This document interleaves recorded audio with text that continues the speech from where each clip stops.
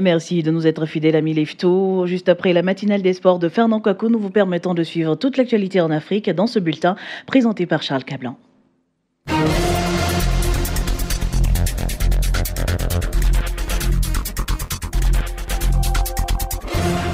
Bonjour à tous, on commence ce tour de l'actualité africaine par la Tunisie où une grève générale inédite qui touche tous les services publics a débuté hier.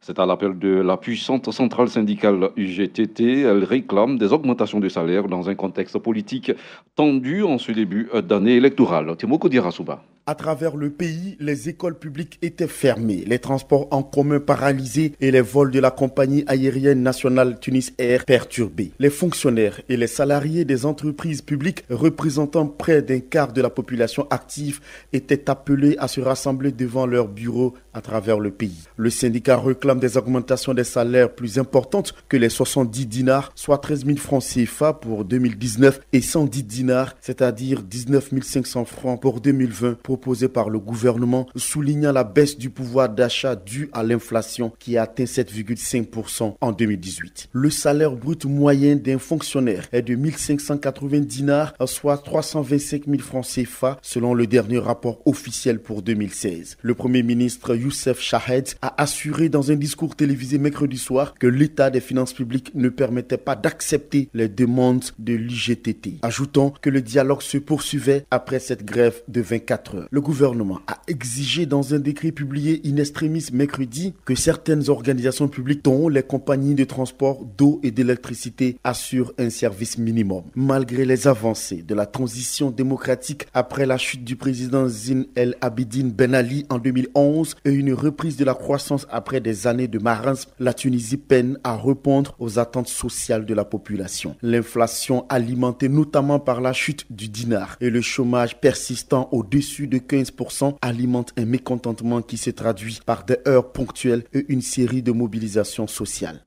Au Ghana, une enquête a été ouverte 2 jours après l'assassinat d'un journaliste d'investigation qui a participé à la réalisation d'un documentaire sur la corruption dans le football africain. Marthe Akissi.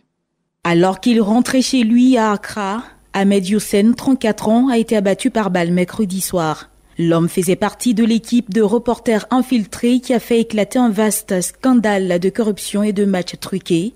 Number 12, c'est le titre du documentaire explosif sorti en juin 2018 qui montrait des dizaines d'arbitres ghanéens et du continent africain ainsi que plusieurs dirigeants de la fédération ghanéenne, dont son président en pleine proposition de pot de vin. Un officier de police ghanéenne sous couvert d'anonymat explique que le journaliste avait reçu des balles à la poitrine et au cou dans sa voiture, tirées par des hommes qui n'ont pas encore été identifiés. Ahmed Youssef, avant son exécution, avait récemment déposé plainte après qu'un député du parti au pouvoir cité dans l'enquête journalistique eut diffusé sa photo à la télévision, promettant une récompense à qui le passerait à tabac.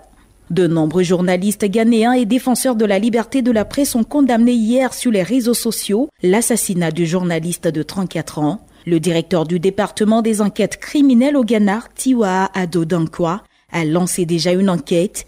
Il affirme que toute personne liée à ce meurtre sera interrogée sans exception. Rappelons que le Ghana est classé 23e sur 180 pays dans l'indice mondial 2018 de la liberté de la presse établi par Reporters sans frontières. Direction maintenant le Kenya où 24 heures après la fin de l'attaque d'un complexe hôtelier revendiqué par les islamistes Shebab somaliens, la fouille du bâtiment se poursuit à Nairobi. Entre mardi et mercredi, il a fallu plus de 20 heures aux forces de sécurité pour en déloger le commando. Le dernier bilan fait état de 21 morts. Adama Bakayoko.